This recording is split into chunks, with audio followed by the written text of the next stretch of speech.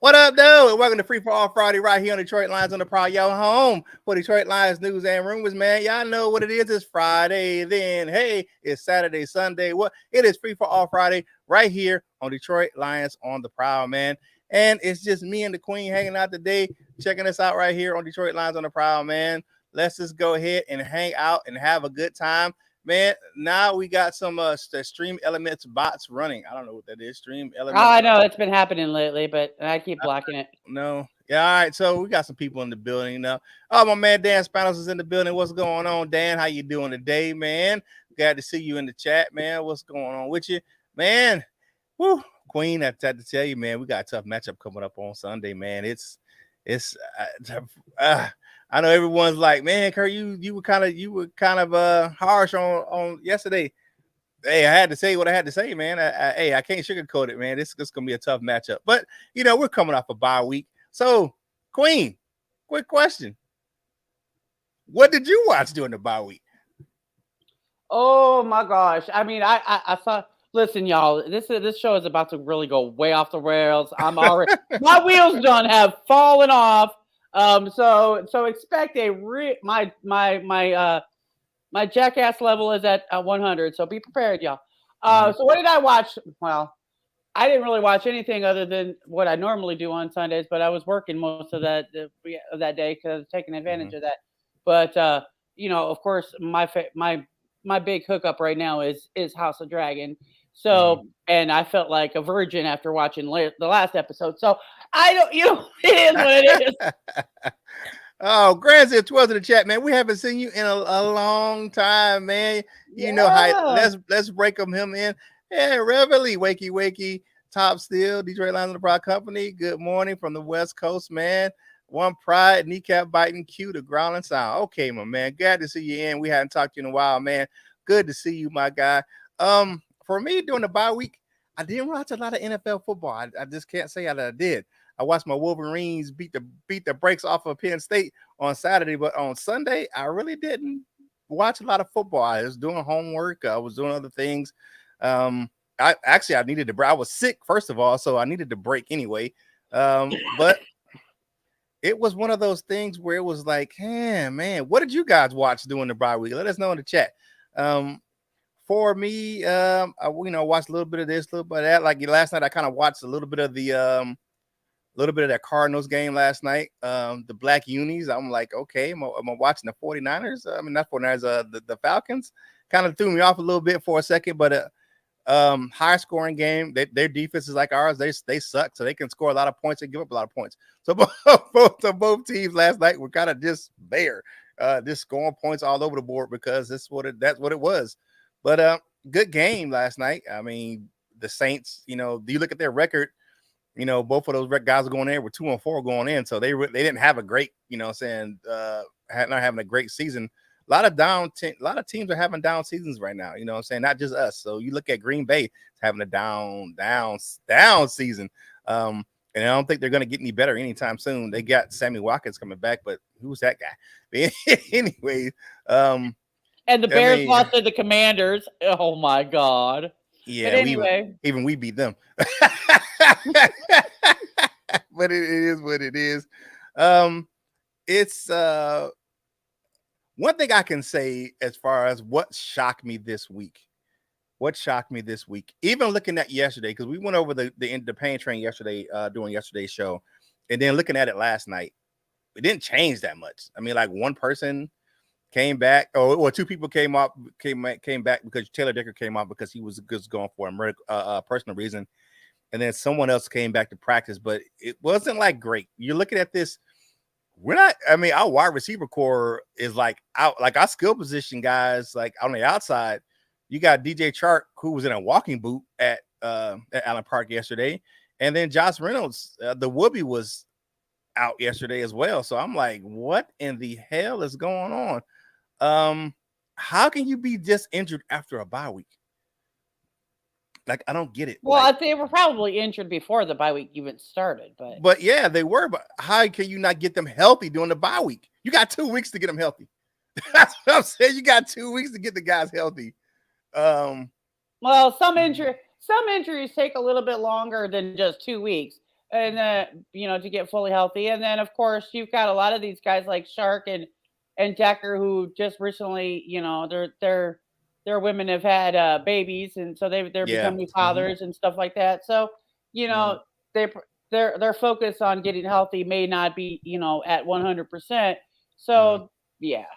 I think Decker was just his wife had the baby. That's why he wasn't at practice on Wednesday, but he was back yesterday on Thursday. But congratulations to them two, man, to Taylor Decker and his wife, and DJ Chark and his wife, man. And the reason we have a baby shark. We have a baby shark now. Yeah, baby. Another one. He already had a little bitty girl, and then he got a infant son. And the reason I saw the Chark one, I caught him on Instagram, and I saw that before he even got announced by the team. Like, okay, him and his wife, I believe her name was Chantel, had the baby. I don't know what Taylor Decker's wife's name is, but congratulations to both of those guys, man, and to them and their families, man, for welcoming new Cubs to the Pride, man. That's some good stuff right there.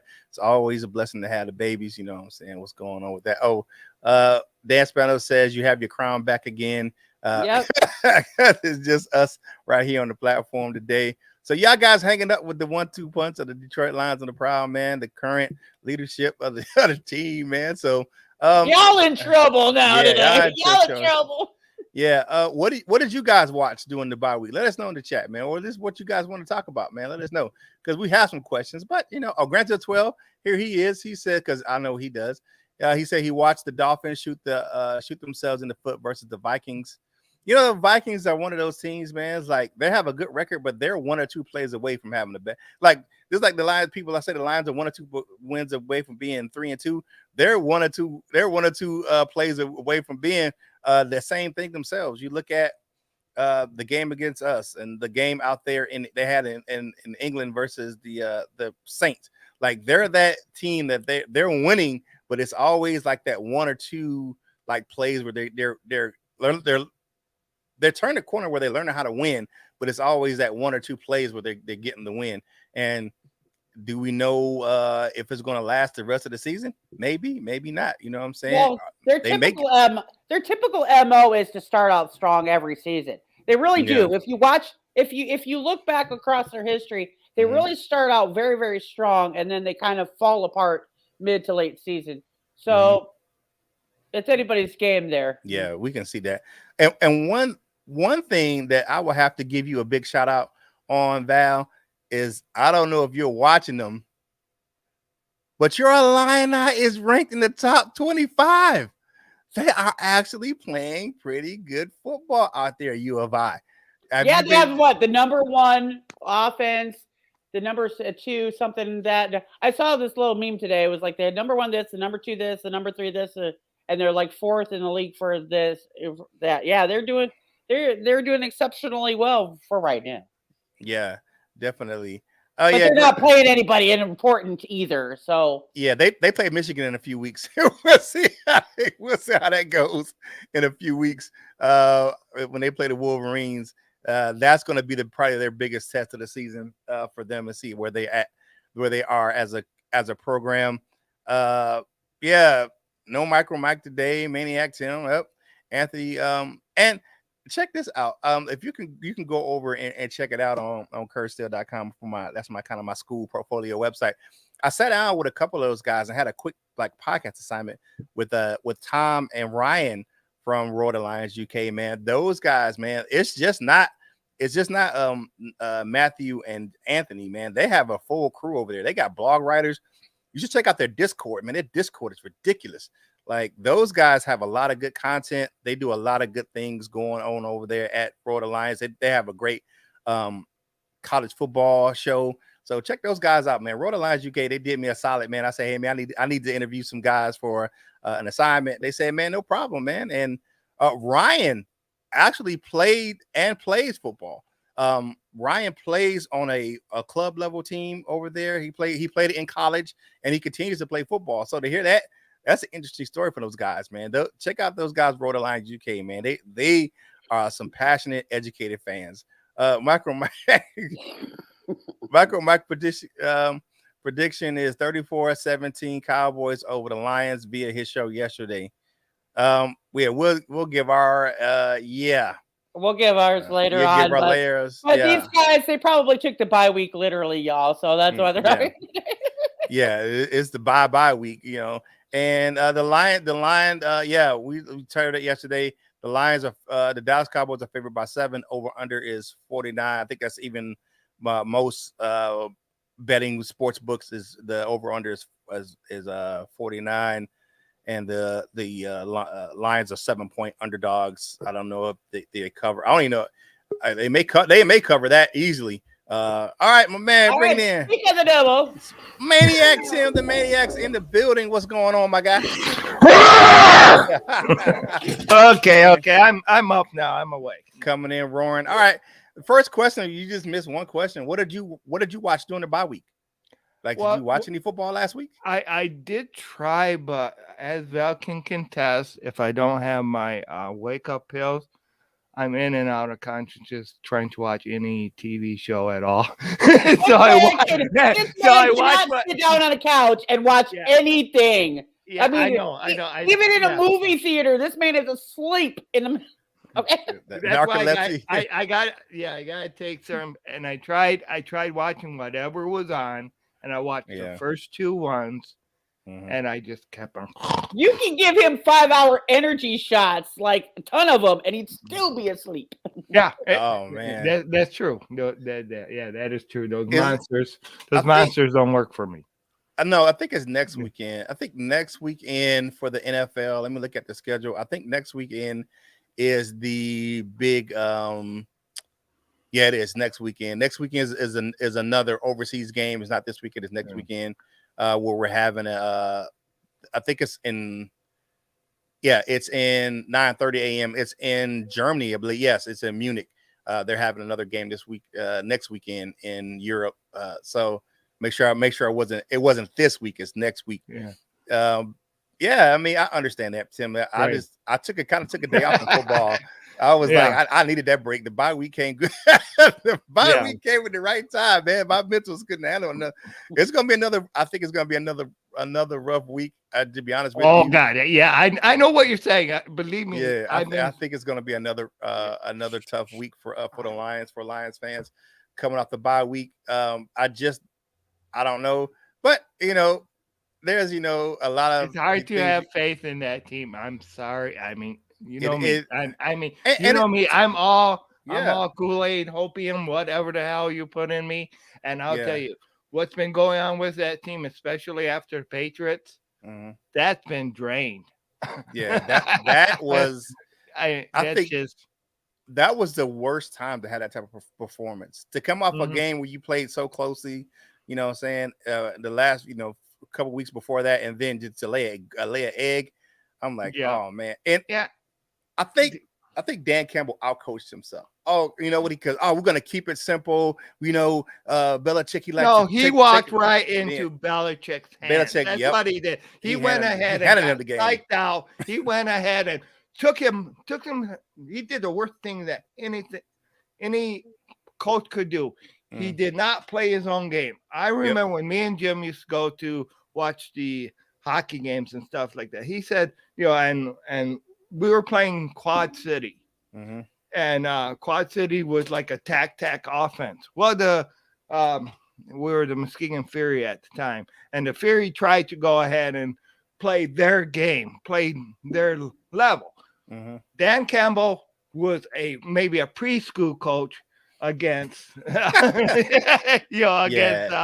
Belichick, because he just went ahead and he kind of looked in his eyes and he was like cowering. Oh, please don't touch me. Oh, okay. Yeah, it was. That was. I know. That was the worst game plan to kind of say we're not gonna do this because that's what he. No, you do what made you one of the highest scoring teams in the league. You play to your strengths. I don't understand why you dumbed your team down and you play right into. But Belichick didn't have to do a lot. No.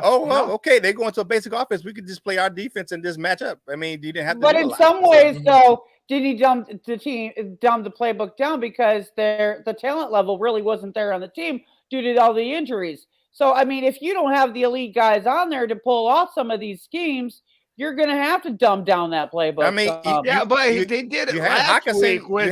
You had St. Brown and you had Hockenson back there. Right. It was like he just went ahead and took the game plan that was working with the offense and he threw that out. And that because even with the guys that weren't there for Seattle, they still scored a whole bunch of points. Right. and just going ahead and having this tunnel vision. Oh yeah. I mean, if he would have tried for a couple field goals, he could have kept us in the game, But why was he the one in charge of the offense? Isn't Ben Johnson supposed to be doing that shit? Right, but he's the head coach. As far as going 4-on-4, that's a head coach's decision. Yeah, but here we go. We have the head coach saying, "I'm putting it in the hands of Ben Johnson," and you took it out of his hands. Yeah, exactly, and that's why we're saying it different ways, but we're just kind of. Yeah, that's exactly what he did. He took it out of his hands and he played into Belichick's hands. Yeah, the really big news of the day is the big trade. They're going crazy down here in Carolina, man. And they traded Christian McCaffrey to basically to be honest with you, I think that the Panthers robbed the 49ers yesterday. They sent a guy. They got a second or third or fourth draft pick in 2023 and a fifth rounder in 2024. You got 4 picks for a guy who doesn't play even half a season every year. Yeah. Like that's like us trading DeAndre Swift away and you getting a whole bunch of stuff away. Right. I mean, because he has the talent level, but Christian McCaffrey's always hurt. Yeah. And he's always hurt. By the way, I heard you guys talking about Shark, but wasn't that the problem with Shark being hurt before, as far as in his previous team? So are we really surprised that he's injured on our team, DJ? I mean, he's had that injury problem before. I mean, the one guy that I'm surprised who's not injured on our team is Deshaun Elliott. That's the guy. That's the guy I'm surprised who's not injured right now. Well, he doesn't do anything, so how can he get injured when he doesn't do a damn thing? You got to do something to get injured. You got to do something to get injured. He throws his body around. He may not be as they think they trying to put him in a different role right now, which I don't like. Where he's not a type. They're trying to substitute him for Tracy Walker, but he's not a back end safety. He's a box safety. Like you have to put him in the box. You know what I'm saying? They're trying to like put him back there because Tracy Walker got hurt, and it's not hell. You sticking the young guy back there, stick Kirby back there, man, and just let him learn.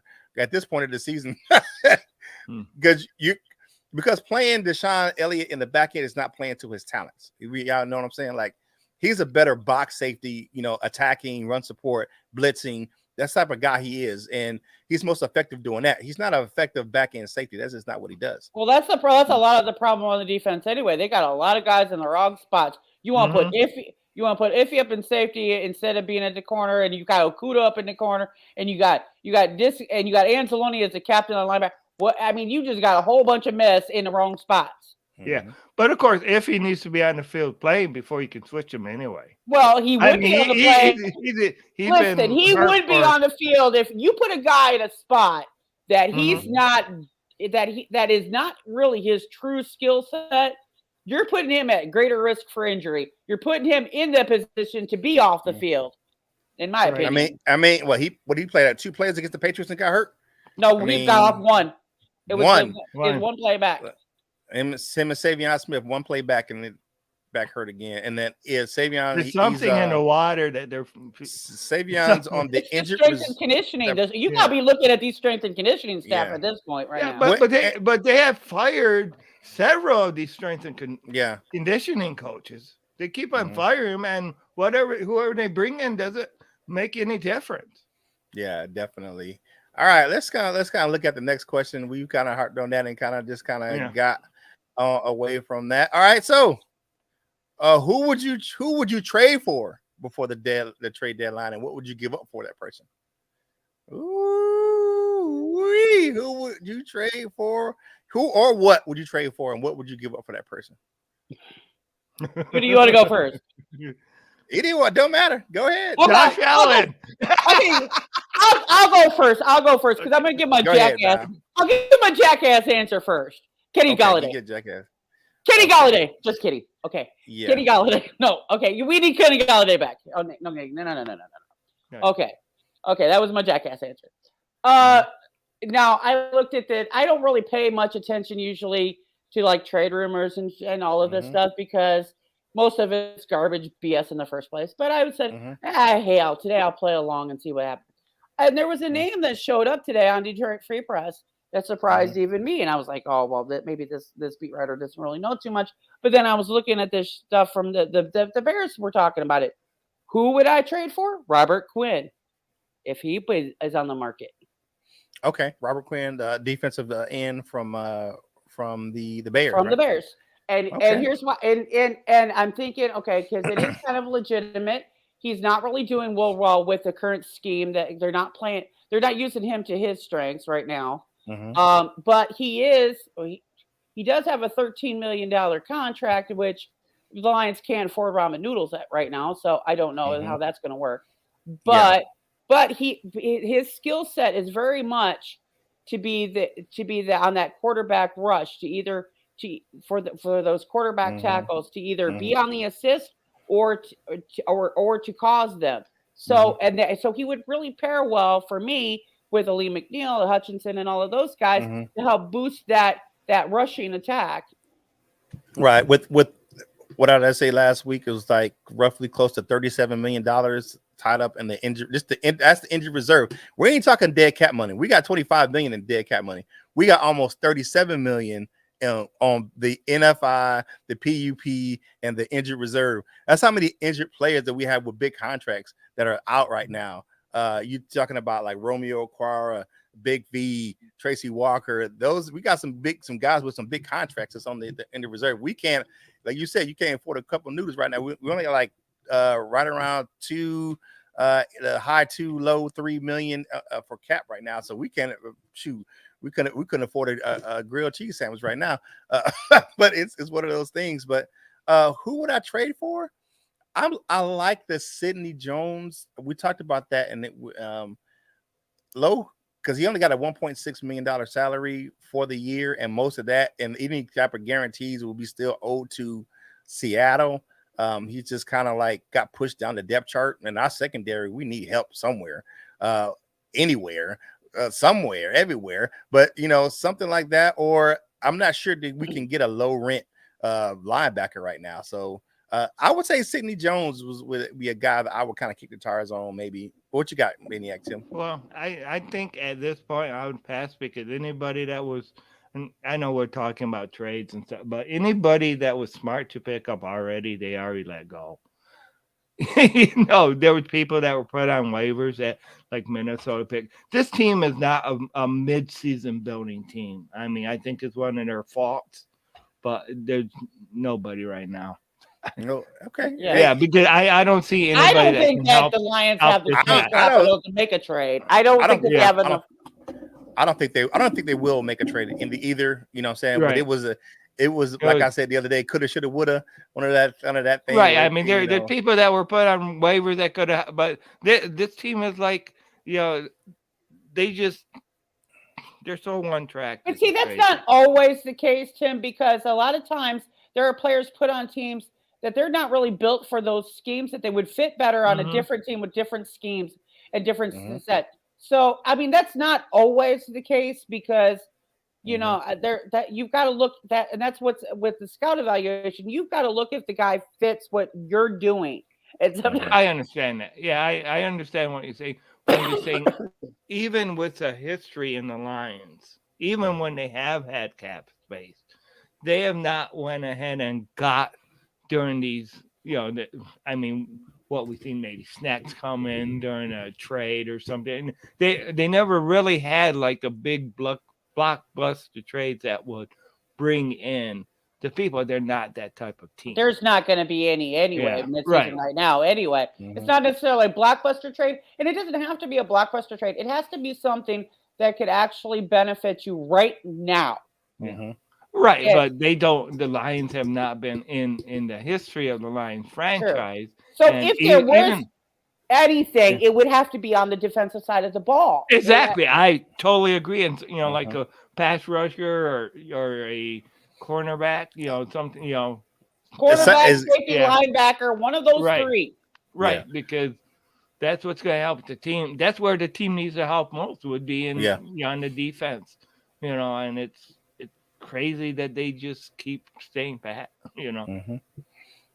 Oh, okay. All right, let's get into this chat. Luke G is in the building. Luke G said, I don't think the Lions will do anything before the trade deadline. Luke G, we miss you on the panel, brother, man. Wish you could be here. You know what I'm saying? But, we just said the same thing. I don't think they're doing anything before the trade deadline either.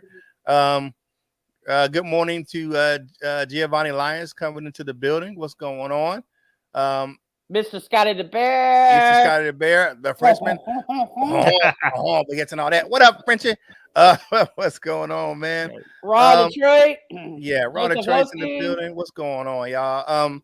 I just don't see the Lions doing that. I was kind of shocked that deal got made.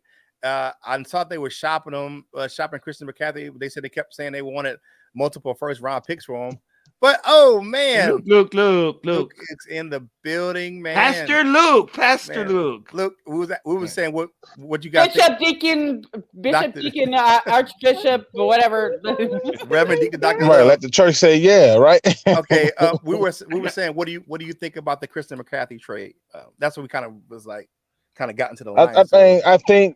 I think the 49ers have lost their mind. I think that to give up as much as they've given up for a guy who stayed hurt is just ridiculous. Man, I do. He can't bring something to the team. He can bring something to him when he's healthy, but that guy is going to be hurt. He's been hurt.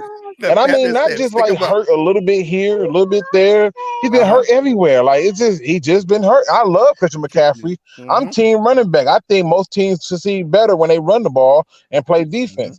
And it's been proven throughout NFL history. But I thought that trade was nuts. I'm like, I don't even care if it's a second. They ain't even need no first. You just dumped a guy that you knew was not going to play no more than like 14 more games for you.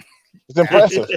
Man, the Panthers said stick them up. They had a ski mask on. Exactly. Man, they robbed. Yeah, when I look at that pick, I think I was in my Discord. I saw somebody say that they had like 3 picks left, and I was like 3 picks. And they were like, yeah, the 49ers only got 3 picks now. Oh, okay. Well, they all in then because they need to figure some stuff out. How many games is Christian McCaffrey finna really give them? And then, that's weird because they still have Minshew. They just need to be patient. I live in Carolina, man, and I'm like, this is bananas, man. And that has been the biggest story around here. Like, you're trading away our best player. Like, and then the thing that went on with the young fella last week, what's that? Anderson. Robbie Anderson, and they trade him. They send him to the locker room. But you know what though? The difference is this, right? I think what the Panthers are doing, they're basically sitting there saying to themselves, you know what? We're done. We're not getting anything out of these people. Let's get something for them. And I think the Lions need to do the same thing. I think they need to take a hard look at their roster and figure out who they're not getting anything out of and get something for them. Because at this point, that's half the damn team. Well, then if that be the case, oh well. But again, this is a coaching issue, not nothing to do with the general manager. We got talent on top of talent on top of talent. Remember?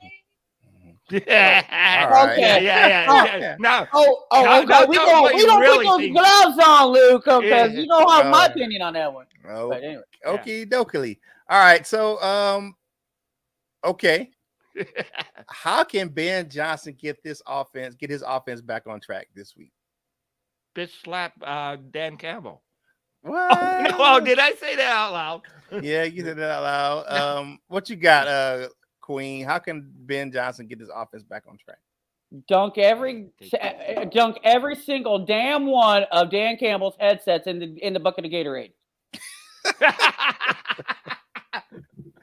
Okay. Take that clipboard and go hide it under a rock somewhere. And tie that man up in the locker room, shove him in a locker, and leave him there until the game is over. Okay, that's how they can do it. Yeah. All right, what you got, Luke G? I don't think it's off track. I think they had a bad outing.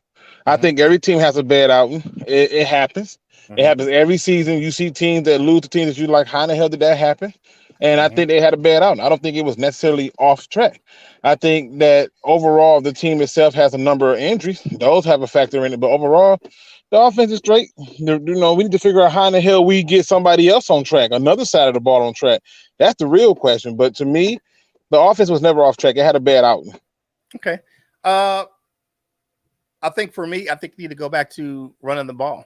I think that's the strength of the team. We say the same shit every week. Run the ball. Run the ball. That sets up your play action. That can set your deep shots up down the field. We run the damn ball. We got a great offensive line. We got decent backs. It's not like you have to have a great back to run behind that offensive line. You got a good, strong offensive line. Run behind their ass. You can run the ball. You've proven you can run the ball. If Jamal Williams can break out 50-yard runs and he ain't the greatest, home run hitter, that ain't his job. But if he can do that, you can run the ball effectively with the guys that we have. I've been literally screaming that over the last couple of games. Run the damn ball. Quit relying on Jared Goff to be the deep pass guy because he's not that. They got to play their offense, play smart, run that ball, and get the sun god back in there. He's fully healthy now. Yeah, he's back, and you got Swift back. Swift that should be back on with Foley and stuff like that too. So, you just gotta play your game and actually just freaking. Yeah, hopefully they can get the defense going though, but hell. Yeah, we'll talk about them in a minute. Right. We'll talk about them in a minute. What do you guys think in the chat? How can they get back on? I think running the ball effectively, using their the middle of the field, especially with Hawkinson, when you can get the play action going, but run the ball to set up the pass. I think that's what they need to do. Mm-hmm. Dan Spano says they'll look a lot better with Swift and Amon-Ra back in there. So that's what I said. That's why I felt like it wasn't off track. I just felt like they had a bad outing, and I think it was a lot of second guessing from the coaching and players alike. But it is what it is. I think I told people that was a game that they needed to get up on the score fast, and I think if they go with that approach about the rest of the season, let's get up and score and get up fast, it'll change a lot of the things for the defense. Sometimes you gotta save the defense from itself when it's that bad and get up quick and fast so that they have to start panicking and play into the defense. Well, I'm gonna say it was off track because instead of relying on Ben Johnson to be making the strategy, Dan Campbell took it over. That went off. That's where it went off the rails. Mm-hmm. The wheels fell off the bus. And but do we know that's the case for Chauvel? Do we know that we don't know if that's really the case that he took over the strategy? Dan Campbell said it. Dan Campbell said that. He said he wanted to. He didn't want to keep it close. He wanted to keep it close. And I don't want to give Belichick. We're going to keep it kind of simple, and we're not. He said that himself. And I don't know what the hell he was thinking about because why would I missed that because I heard somebody else say that and I was like, where did they get that from? But I never knew where they got it from. I've been dealing with I've been dealing with life. Life been lifing right now. So you know that. Hey, so but if he said it, then if you can't trust the people to do their job, then I get it. And you can see who's in charge. Look at the sidelines during the game. When you watch Ben Johnson be, he's in charge of it. And then when you see him silent and Dan Campbell running his mouth, Dan Campbell's in charge. It's simple as that. Yeah, definitely. Yeah, that's Cap Ice Cole's in the building. What's going on, my guy? What's going on, Cap Ice, man, in the building? I just think Ben Johnson, you give him, you told him you're going to give him the keys, man. Mm-hmm. Give him the damn keys and let him do his thing. Because that's what you find out the most success when Ben Johnson's doing his thing, not when Dan Campbell's interjecting himself. I'm sorry, man. You do your thing as the head coach, man, and saying you, do let you be the true HC head cheerleader, and cheer on your offensive coordinator. Yep, I agree with that 100%. You're right. Excuse me. All right, what they got? What we talk about in the chat, Val? Mr. Scotty the Bear says Ben is learning how to run an offense too. Give him time to learn what works best for him. Well, you can't let him learn how to work what works best for him if you're not letting him do it. Yeah, right. Definitely. All right, so looking at this, let's kind of look at the next little thing. Now we talked about the defense, man, and offense, man. What changes do you think can help AG's defense against the Cowboys? What you got, Maniac Tim? What changes can be made to help AG's defense against Dallas? Gosh. Well, of course, we have a couple people coming back off injuries, but I don't know. Get a new offensive coordinator or a new defensive coordinator. I mean, there's pressure on the quarterback. Hopefully Hutchinson can go ahead with the help that he got, we can get some sacks, but on Prescott. But I don't see them making a difference. Now with who they got. Okay, I'm gonna say this, and I think that Luke G may be with me on this one. You know what I'm saying? You have to play to your guy's strength. I think you need to go back toward that 3-4. That's going to be the strength of the team. The guys that we have can run the 3-4. They can't run the 4-3. The switch to the 4-3 isn't working. So, and you got guys that played good in the 3-4 last year. Aiden Hudson played in the 3-4 at Michigan. Stand him back up. Put him in a 2-point stance. Kaminsky can work out of that set too. You know what I'm saying? You look at these guys, man. I don't think that up front they're not playing to the guys' strength. Yes, you have some injuries, but and sit Michael Barker's ass down. You know what I'm saying? Have him pass out Gatorade or some shit like that. I don't know. You know what I'm saying? Have him hold clipboard or something, man. Have him go out, run out there and get the tee when they're doing the kickoff or something. But what we need, something needs to change. And I think that putting those guys, standing some of those guys up on the edge and put them in a more of a 3-4 defense, I think will help. What you got, Luke G? I think it's three major things that help the defense and get it back on track and change it. One, obviously, you spoke on is go back to the 3-4 for playing to their strength. But two, is one that we're not talking about enough of, which is drop the analytics BS. Okay, this is not how you play or coach football. You can't rely on mathematical numbers to try to make decisions all the time. And for that reason, it makes you more predictable. Because if I notice you're using a formula of what's 1 + 1 = 2, then at that point I know what the answer is and I know what's going to happen. And the third thing I think that happen is this: they need to get people back healthy. We don't want to talk about Bruno. We don't want to talk about the general manager. So we're gonna leave them alone. We'll leave those two alone for right now. Like I said, I'm usually first to the party to set everything up, and then people usually join me afterwards.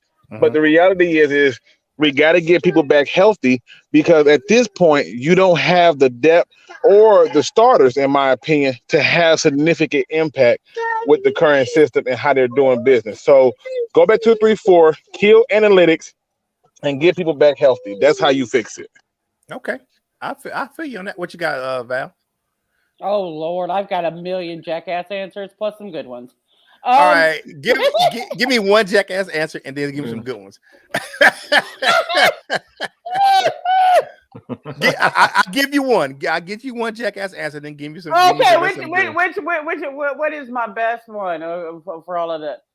Sit the entire dumbass defense down on the bench, okay? Because they ain't gonna do shit anyway. Okay, I'm getting okay. Okay, that's all right. Okay. Let's get serious. Let's get serious. Here, okay. No, I didn't. Okay, I'm gonna be serious. Okay, there's quite a few problems. I'm gonna be in disagreement with Luke about bringing all these healthy guys back, because when they were all healthy, they were doing shit anyway. You need to actually have some damn talent on this damn team. Number one. Number two, you're using I am agreeing with Curt that they're putting people in spots that they shouldn't be in, and they're not playing to their strengths. Number three, stop the bend don't break shit, because that never fucking works. Number four, stop the NASCAR package. I hate that fucking package. God damn, I hate that package. And you know what I'm saying? But the problem is nothing's going to freaking change on that defense, because the talent level simply is not there. I don't give a shit. You can do whatever you want to, but if you don't have the talent to pull it off, you don't have the talent to pull it off. I'm sorry. I'm not expecting 5-year-olds. I'm not expecting 5-year-olds to perform like college seniors. That's not going to work. So it is what it is. You don't, and that's where, look, sorry, but I am bringing the GM into it because that opportunity was there to have that fixed, and it's not. Right. You know, it's crazy because on one hand, I don't necessarily think we lack talent as much as I think we lack talent available. You know what I mean? Like, so like if you have, let's say you have Warren Sapp, Lawrence Taylor, Reggie White, and that's your front three down people, or in hell, just throw in Refrigerator Perry, right? If they're all hurt, who cares, right? I have no concern for the guy on the sideline. You're talking about C-level player. I'm talking about talent. I'm talking about No. I get what you're saying. You're saying that we need more impact players that's more elite talent and stuff. I get that. But what I'm saying is I think you can win without the elite talent. The problem is they're just not available. They're hurt. Like right now, everybody and their mother is all excited for the receiver pick at 12 because they believe he's an elite talent. But guess what? None of that matters when he's on the sideline and we're still 1-4. Right? But the thing is that all of this shit could have been addressed, coulda, shoulda, woulda, a few months ago, but it didn't. And then when they bring in talent that is hurt already, when you already know that's an issue on your team, that's a problem that you're not addressing. You're not addressing the real issue, and I am full 100% on board to have some whiffs of that white diamonds coming across this team right now because that's what exactly But I just feel like at some point in time when you look at this team and you look at it as a whole, what did they really upgrade? Like if you look at the offense, if you really can't say they did much to upgrade the offense. Most of that stuff was already here from Quinn. And if you look at the defense, you can't really say they did much to upgrade the defense because again, these are all guys that you brought in and they're not significant changes. So yeah, you lose Jalen Reeves-Maybin. Who's the upgrade to him? You want to tell me it's Alec Anzalone? No. There are no upgrades. Right? Maybe Hutch and Rodrigo I would almost consider upgrades. But I would consider them a little bit of upgrades as far as defense is concerned. Yeah. But, Sewell, you know, in a lot of ways, there's a few guys I would say that are upgrades. But Sewell was not a upgrade. I'm gonna tell you why. It's not an upgrade because there was never a player in that position. It was open, right? Well, so for example, you have nobody and you get somebody, that's an upgrade. See, for me, no, that's just filling a spot. That's not an upgrade because somebody does not fill an upgrade, right? Like there was like this is what I'm saying. Like I wanted him to complete the offensive line. He did, right? Kudos to that.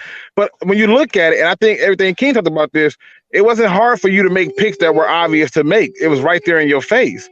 That pick got to still be right.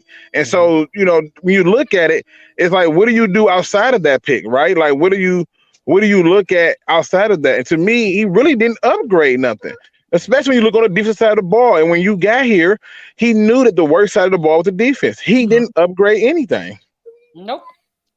Right. And that's where the white diamond sniff needs to be happening right now is GM right now. Put up on him. Yep. And when you you said, Curt, is when you take your scheme and you change it and you're not using your players that they're built to play for, you change your scheme and it's not working, go back to what was working. You got to do something. Yeah. I mean, we got to do something. Plus, people got to stop with the excuses of we didn't have money for free agency, man. We had the 6th highest cap space coming into that free agency, where I think it was like $36 million, and we used it on Tim Boyle, David Blau. We used it on Ellis Anzalone. I'm being honest on what they did. They re-signed Josh Reynolds. They re-signed. You know what I'm saying? Like, so you look at what they did with their money in free agency. Certain people you brought back, okay, cool. You brought back Josh Reynolds, great, right? But then you go out and get DJ Chark, okay, and then you still draft the receiver, like what? But you had Quintez Cephas already. You already had these other people, and then you switch it up and you look at it like yo, what did they do with that money for real? And yes, they did a lot of short end deals, and next year they're gonna have a lot of money, but I'm not looking for them to spend big. I'm just looking for them to spend smart and get people who can help. They have. We talked about this earlier. They got almost 37 million, which probably close to 35 now with some of the guys that's coming back. But they got like 35 million, not in dead cap, but in injuries. That's on the PUP, NFI, or the injured reserve list, Luke G.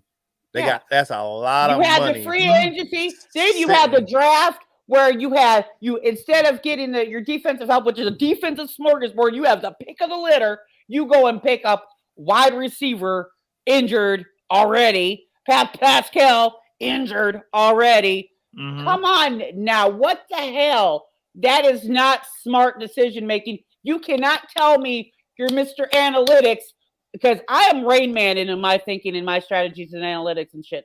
I am very anal about that shit. And you cannot tell me that you did not think that through and thought and that's a wise decision. Because that is dumb AF. I don't give a shit.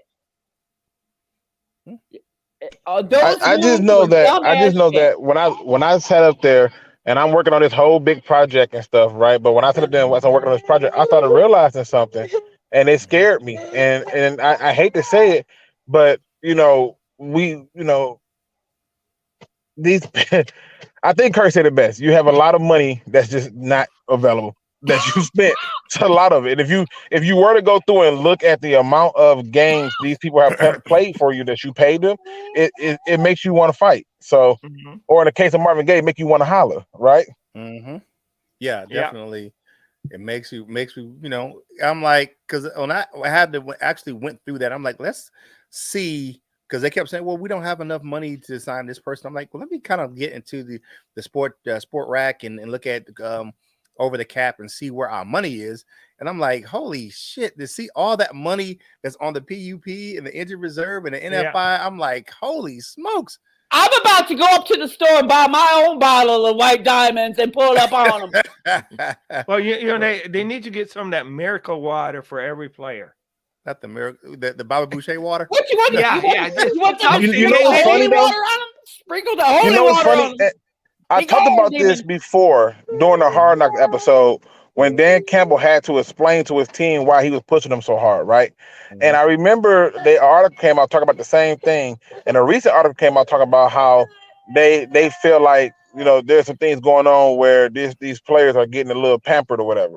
But I remember seeing that, and I remember afterwards came the speech where he had to let them know, look, this is not who we are. We're better than this and this and this and that, right? And I think that there are some people who think they've made it on this team that need to be removed immediately. And when you have players with that mindset that, oh, look, mama, I made it, then you're going to have a whole lot more problems, because most of those people who are doing that, look, mama, I made it attitude, they're not going to perform at a high level. That's definitely what happened with AO last week, or the week before last, when he deserved it. He got benched in that and that he got benched. Then he was put on the inactive list. So it was even worse. Like, okay, you didn't even start. You got put on the inactive list because I'm convinced AO is playing hurt. I'm convinced he's playing hurt, and I'm convinced that AO they gave a bigger role to. They felt, hey, you can leave him on the island so they can help Okuda get confidence and stuff. And I think teams saw that and say, you know what? If you're going to double down on who's with Okuda, then I'm going to go to the guy who got the one-on-one. And that's why you're seeing this decline and this change, because he's playing hurt and they're not giving him safety help. But we don't have the safeties capable of playing double coverage on these people a lot of the times. And we don't have the athletic thing. Like I said, at the 3 games, I got multiple messages from people telling me Okuda's better than Isaiah Simmons. I just keep watching Simmons quietly prove that he should have been taken higher. They had a pick 6 last night. Isaiah Simmons, what? Some Lions fans will just say anything because they are so hyped up on this damn opium and Kool-Aid. They done lost the damn mind. Okay? Yeah, definitely. What they talk about in the chat, Val? Because I know they got some interesting. Cap Ice Cold. I could see us getting away from so many one-year prove-it deals and start getting in by players, and having money does a lot. Okay. I can address that, but I'm not going to right now. Okay, Mr. Scotty Bear. Some has to look at the future of this team, and they've been drafting players that will be there in year 3 or 4. That's when we'll compete for a championship.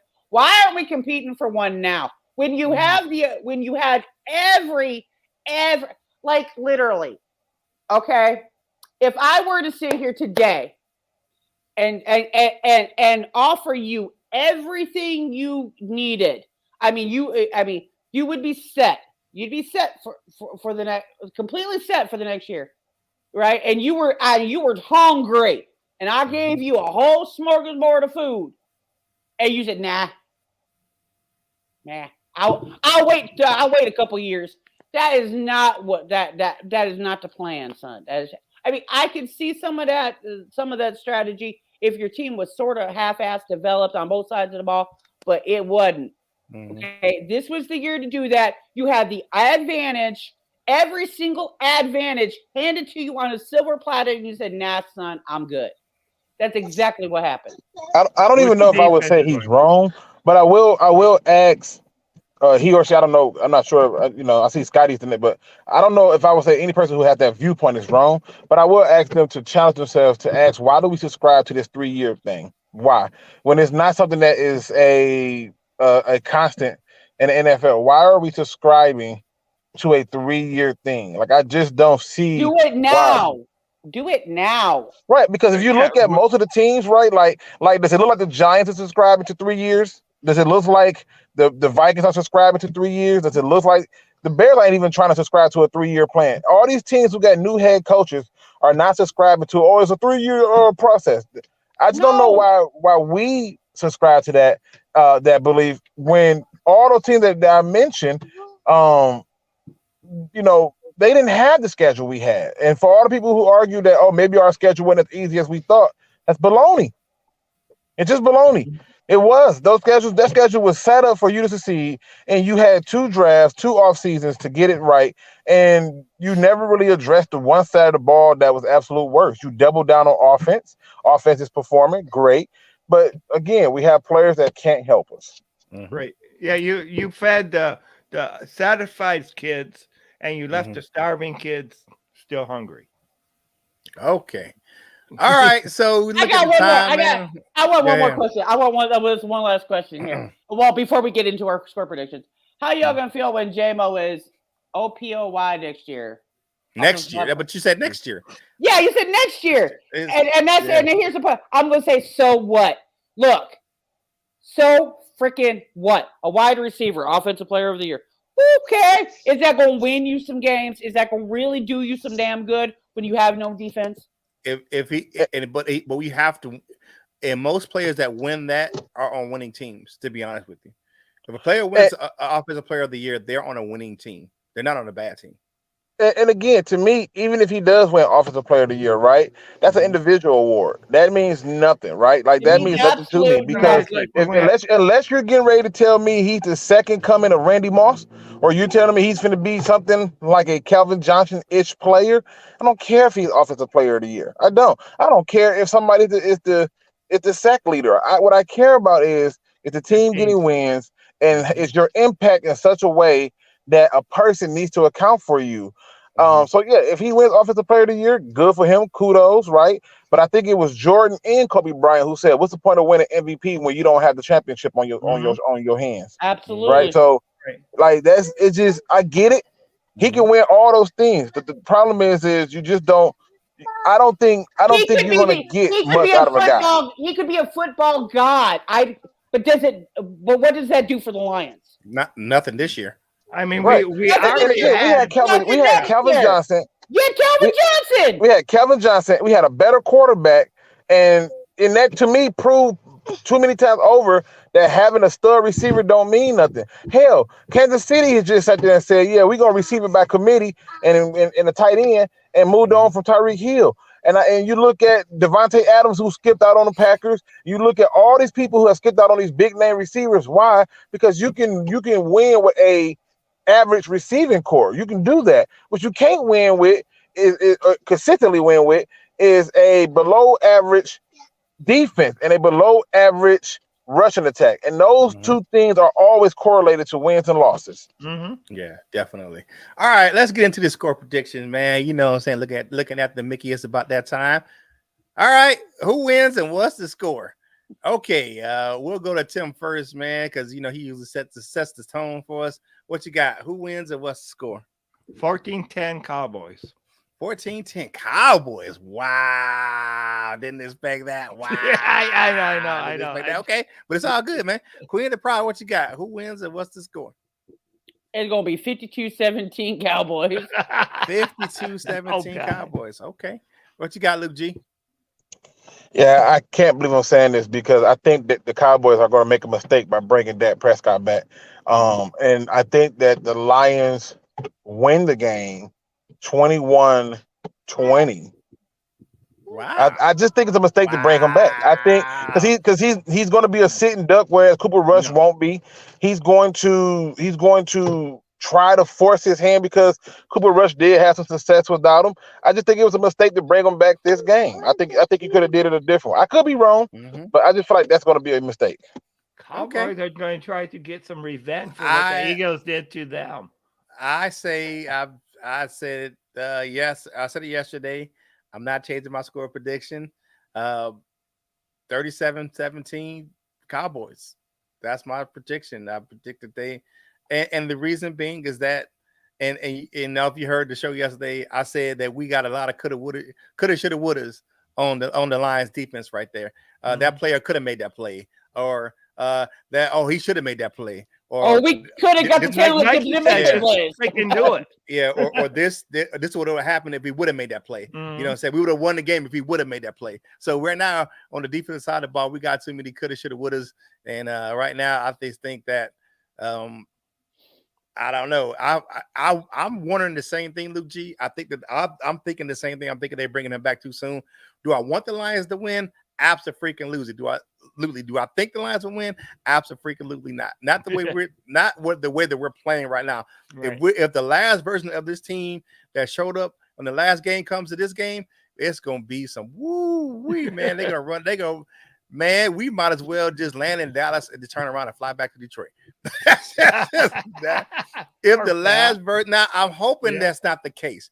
I want them to go out there and play hard, and I want them to win. But right now, with what I'm seeing, the eye test is this shit is not working, and it is not.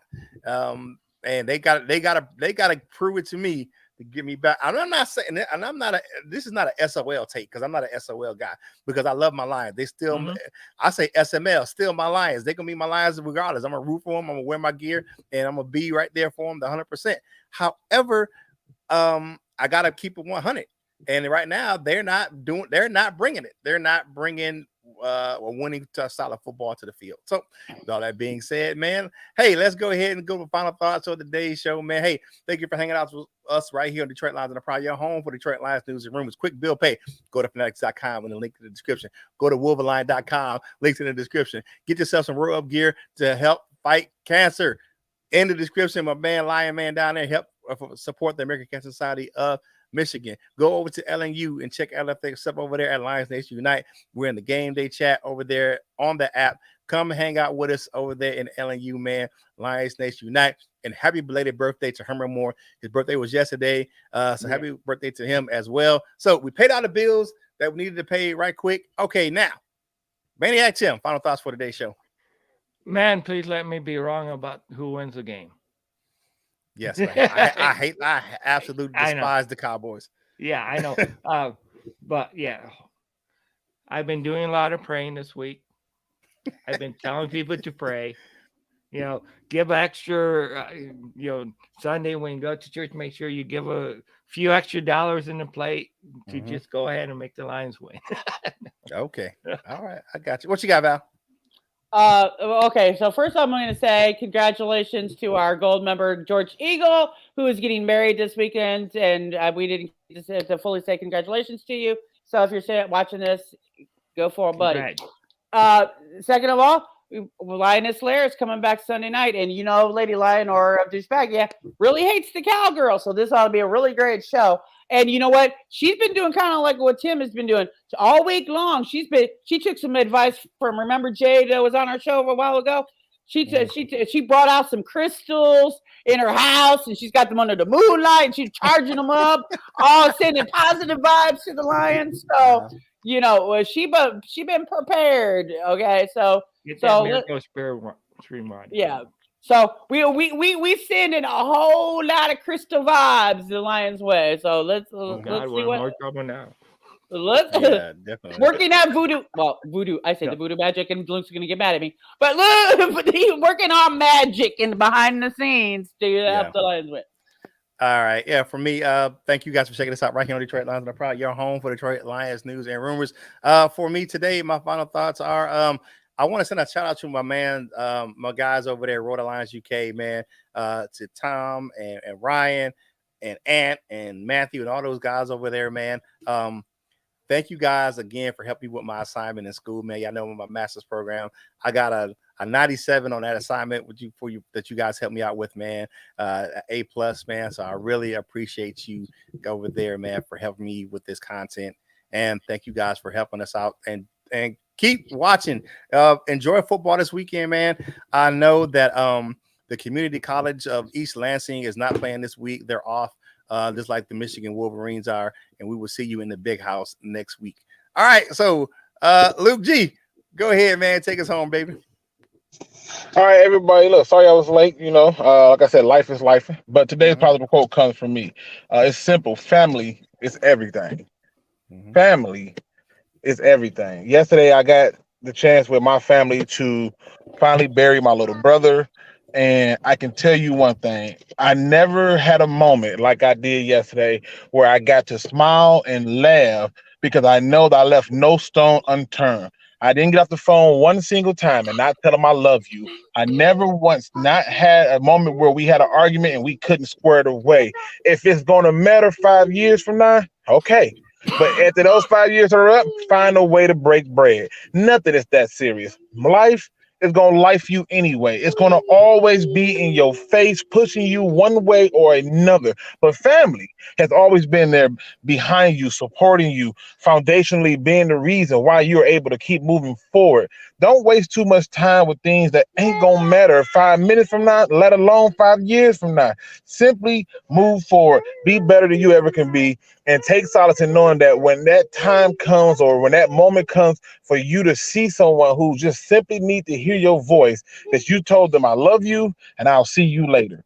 And with that being said, remember that the best thing you can do in anything that you do in this life is to keep the family first. With that being said, ladies and gentlemen, hit that like, subscribe, notification bell. And as always, don't be no chump, please. Please do your research. And you can tell he's serious because you can hear baby girls in the background. So about the family thing. Yeah. You hear my youngest son is with me. I'm on my way. Once I get off of here, I'm gonna go clean out his house and keep the celebration going. Yeah, definitely. Hey, thank you for joining us right here on Detroit Lions on the Proud, your home for Detroit Lions news and rumors, man. Enjoy your weekend. Like Luke said, enjoy your family, man. You know what you got to do for your boy Curt Steele. Whatever you do in life, you got to boss up, ball out, and be the best version of you that you can be. For the panel, this is Curt Steele, and we will holler at you real soon. We love you, Jim.